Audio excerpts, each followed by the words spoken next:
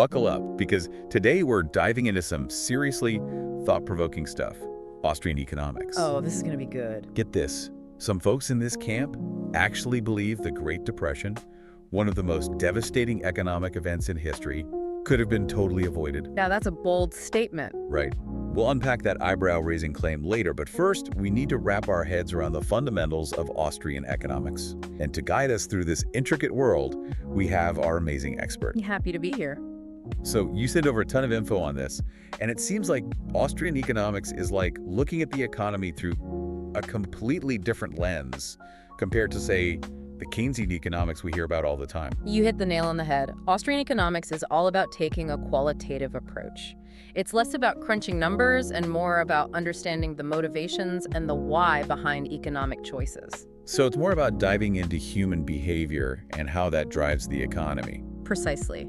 A core concept is the subjective theory of value, which says that value isn't baked into things themselves. It's all about how much individuals value something based on their own needs and preferences. So that explains why I'm totally willing to fork over $5 for a coffee at the airport when I'm dead tired, but wouldn't even consider paying that much at my local coffee shop. Perfect example.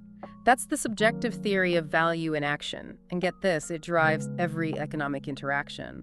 Austrian economics also uses something called praxeology, which sounds way more intimidating than it is. Praxeology? Yeah, that does sound a bit like a mouthful. Basically, it's studying human action using logic.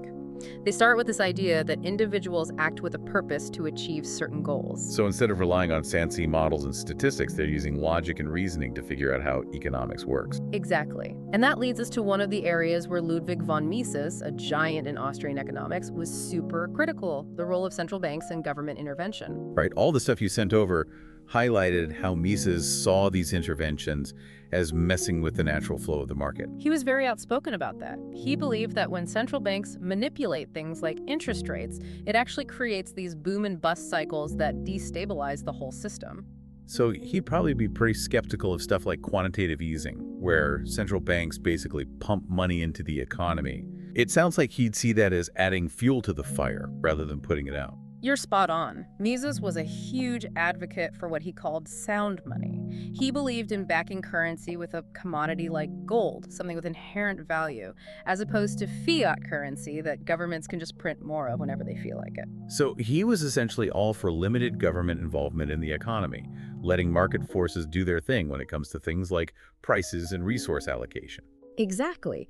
He believed that individual choice and entrepreneurship were the real drivers of economic prosperity.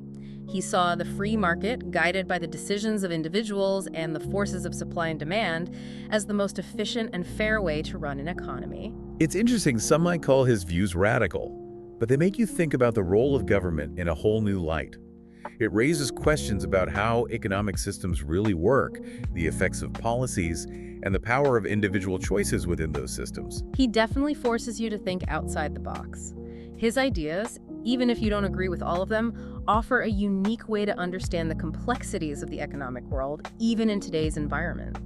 And, as promised, we'll loop back to his view on the Great Depression and how it ties into all of this. Can't wait, that's going to be fascinating. It will be, I promise. Now, Mises' concerns about government intervention, they weren't just about messing with the money supply. Right. He was also pretty vocal about excessive regulations. Oh, absolutely.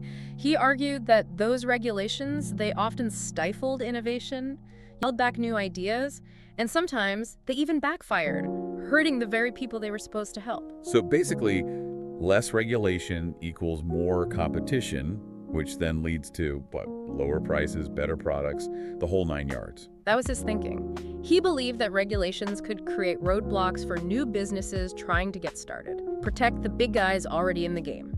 He thought a truly free market, one where businesses can compete and innovate without all that red tape, well, it would naturally regulate itself through supply, demand, and people voting with their wallets. It's fascinating how these ideas, even though some consider them pretty out there, they still resonate with people who are worried about government overreach and what it does to economic freedom. His work definitely gives us a framework for looking at the downsides of even policies that are meant to be helpful. Take minimum wage laws. Exactly. Those are aimed at helping people who are earning less, but Mises, he might say, hold on a second, could this actually lead to job losses? Businesses, especially smaller ones, they might not be able to afford those higher labor costs. Right, right. And that brings us to something you mentioned earlier, unintended consequences. Oh yeah, that was a big thing for Mises. He was really worried that government intervention, even when it's trying to fix things, could actually distort the market, and then you end up with the opposite of what you were aiming for. Can you give an example of that? Think about rent control. It's supposed to make housing more affordable, but it can actually lead to fewer places to live.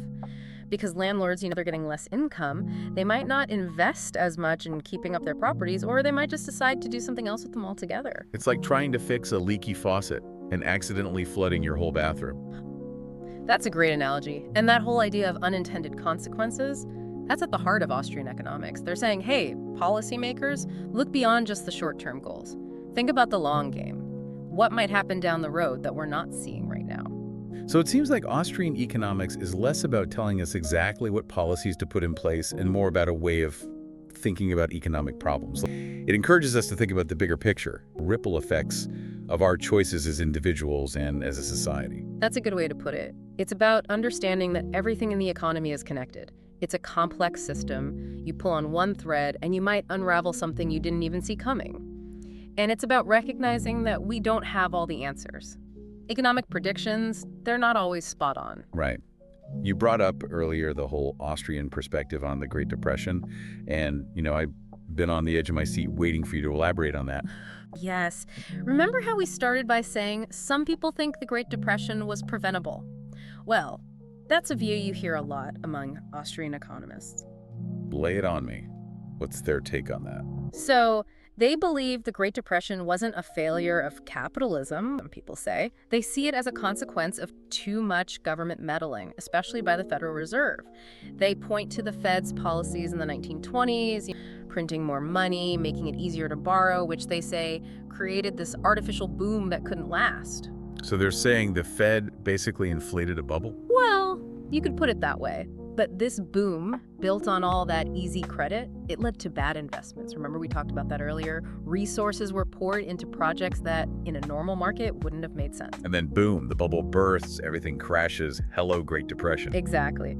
And the Austrian school, they argue that the government's efforts to fix things, more spending, more intervention, it actually made the whole thing worse. They say it prolonged the downturn. Wow.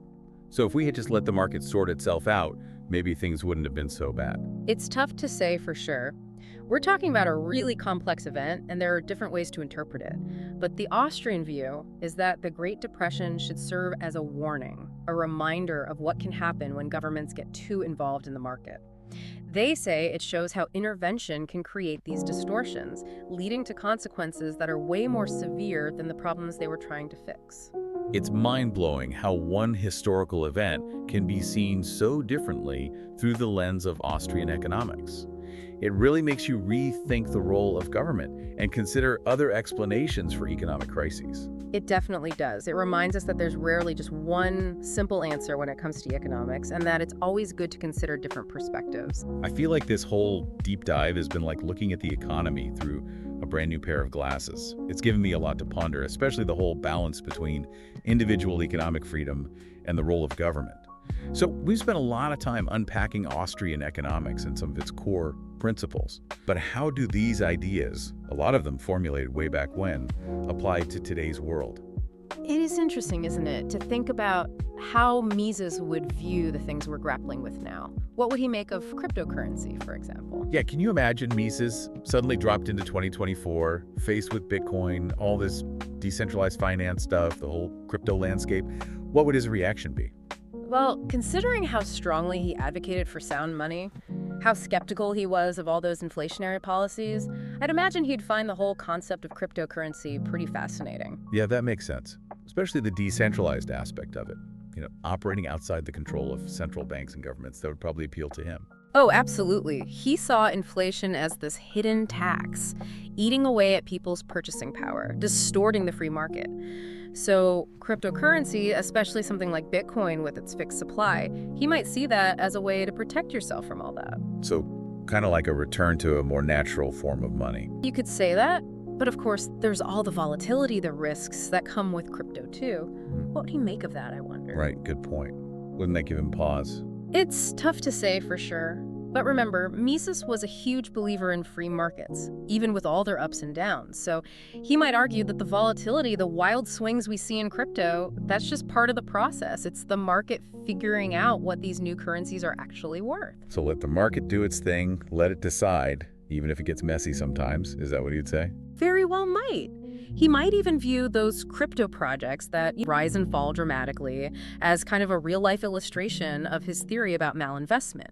Remember, he argued that when interest rates are artificially low, people end up investing in things that aren't really sustainable.